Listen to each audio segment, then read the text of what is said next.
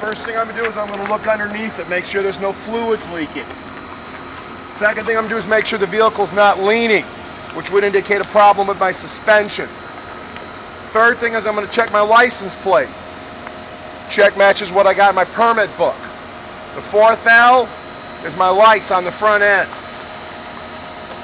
I have my headlights, my turn signal lights, my marker lights at the top. Make sure that the lenses aren't cracked. They're not missing, they're the proper color. It's my 5 Ls. Next thing I'm going to do is pop open the hood.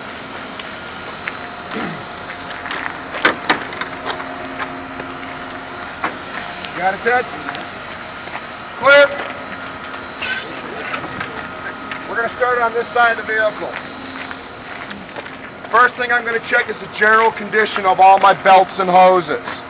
Make sure there's no abrasions, bulges, or cuts. First component I'm going to check is my alternator. Make sure it is properly mounted and secured, that the electrical lines are tight. It is belt driven. I'm going to check the belt to make sure there's no cuts and frays on it. Make sure there's no thread showing. Make sure there's no more than 3/4 of an inch of play in it. Next piece I'm going to check is down here at the bottom. Is my water pump.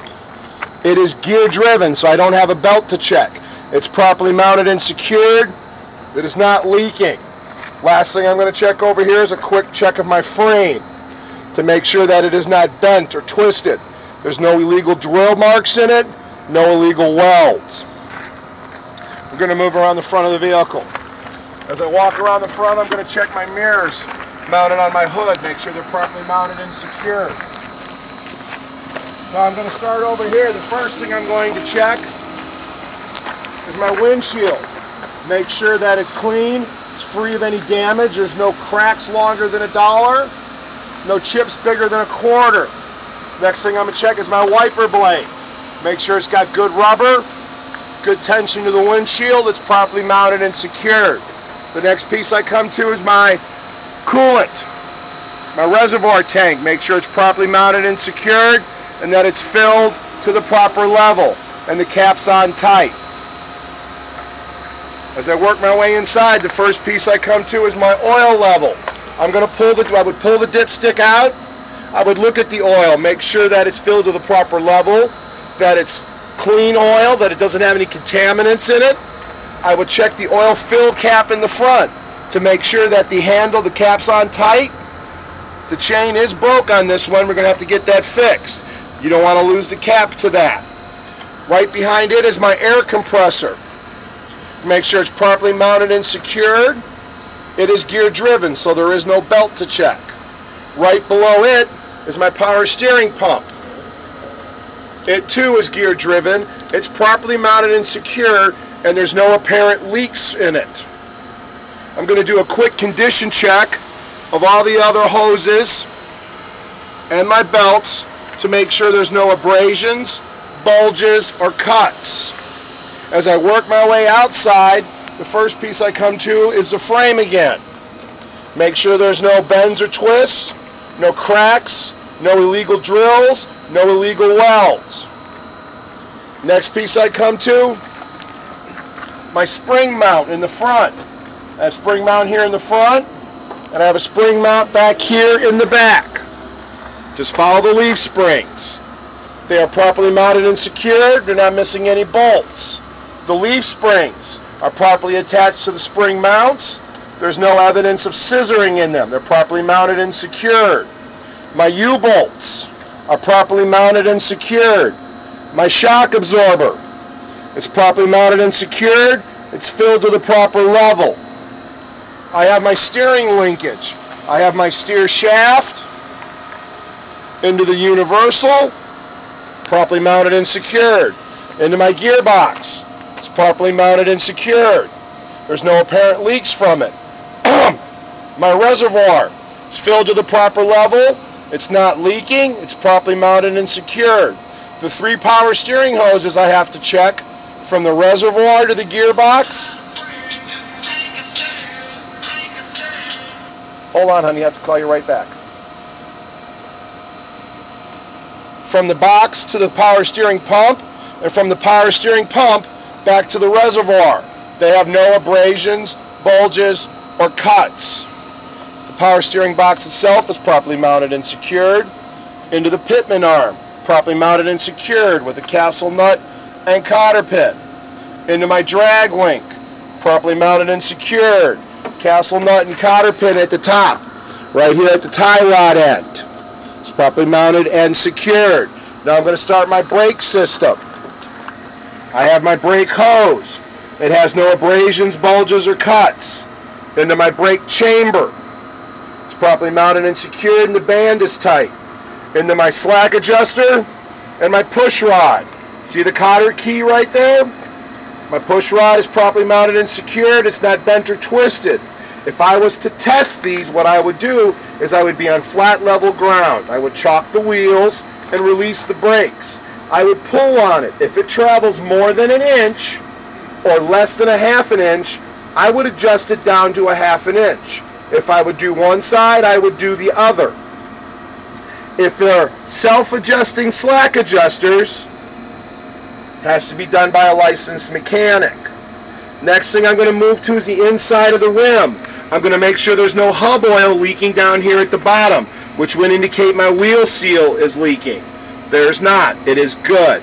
From there I'm going to check the drum itself. I'm going to look at it to make sure there's no bluing or glazing on it. I'm going to check the brake pad, also known as the lining. Make sure that there's a minimum of 1/4 inch of pad on each one of the pads around the wheel. Last thing I'm going to check is the marriage of the tire to the rim. Make sure there's no abrasions, bulges, or cuts. I'm going to move to the outside of the tire. Inflation is to manufacturer specification as printed on the outside of the tire. Condition is good. They're not unevenly worn. There's no excessive wear anywhere. The tread depth on a steer tire is a minimum of 4/32. These cannot be recaps. Next, I'm going to check the marriage of the tire to the rim on the outside. No abrasions, bulges, or cuts. I'm going to check the rim. Make sure there's no spidering, which would indicate a crack in the rim on the inside. I'm going to look for excessive white powder around my lug nuts, and then I'm going to touch each lug nut to make sure that they're tight. The last thing I'm going to check is my hub seal. Make sure that it's not leaking, that it's properly mounted and secured. Then on my valve stem, I have a cap locked into place. The next part we're going to do from the driver door fuel area to the rear of the vehicle. This includes all the items on the underside of the vehicle and this front driver side axle on the tractor and that front driver side axle on the trailer. If there are any items that are unique to the other side of the vehicle, we'll inspect those items. For the folks at home, I just want you to know the camera adds 10 pounds, and this is being filmed with 5 cameras. Check my door mirror, make sure it's properly mounted and secure. Make sure my door opens and closes properly, that my hinges aren't bent or pinched. On the inside here, I have a fire extinguisher. It has a minimum rating of 10 BC if I'm hauling hazardous material. It has a current inspection sticker. It's charged to the proper level, and the grenade pin is in place. Next thing I'm going to check is my seat belt. Make sure there's no cuts in it, no frays. Make sure it'll stop me in case I have to pop on the brakes. The next thing I'm going to check is my fuel area. I have a cap here.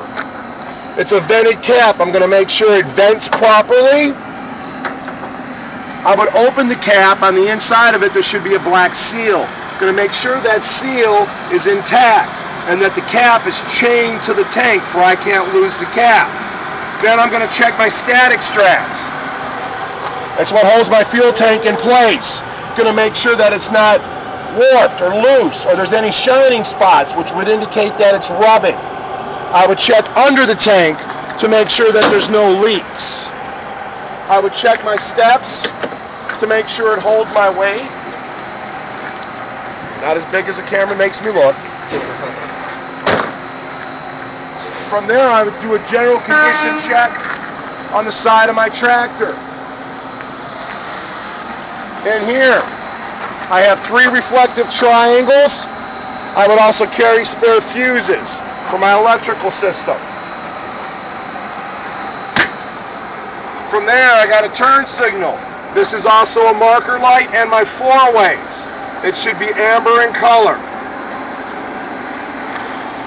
Back here, I'm going to check my exhaust system. Make sure that it's properly mounted and secured. There's no excessive soot, and it doesn't appear to be any leaks in it. Check my battery box. Make sure it's properly mounted and secured, and that there's no fluid leaking from it. Make sure my catwalk is properly mounted and secured. It's clean and free of debris. My airline connectors from the back of my tractor, also known as the tractor protection valve. Make sure they're properly mounted and secured and they're not loose, along with my electrical connector. Then I would check the lines themselves, looking for any abrasions, bulges, or cuts, which would indicate either my electrical line shorting out or me losing air pressure. Underneath here is my drive shaft. I'm going to check it, making sure it's properly mounted and secured. My last frame check. Make sure that there's no bends, no twists, no illegal drills, no welds, no dead cats. No dead cats. No. Last thing I'm going to check under here is my torque arm, directly above my differential. It is properly mounted and secured. From there, I'm going to move back to the brake system. I have 2 brake hoses. It's a double barrel brake chamber. There's 2 hoses. They're properly mounted and secured to both brake chambers. Properly mounted and secured. The slack adjuster and the push rod is on the inside. Make sure they are properly mounted and secured. I would test this slack adjuster the same way that I tested the front. The last thing I'm going to check is lean on the inside. Check the drums. Make sure there's no bluing or glazing. And make sure that there's a minimum of 1/4 inch of brake pad on the brake pads. Last thing I'm going to check for that is make sure there's no hub oil leaking on the inside, which would indicate a blown wheel seal. Now I'm going to do the suspension. It's pretty much the same as it is up front. I have a spring mount here in the front and a leaf spring. I also have a U-bolt and a shock absorber, all of which are properly mounted and secured. But I don't have a spring hanger here in the back.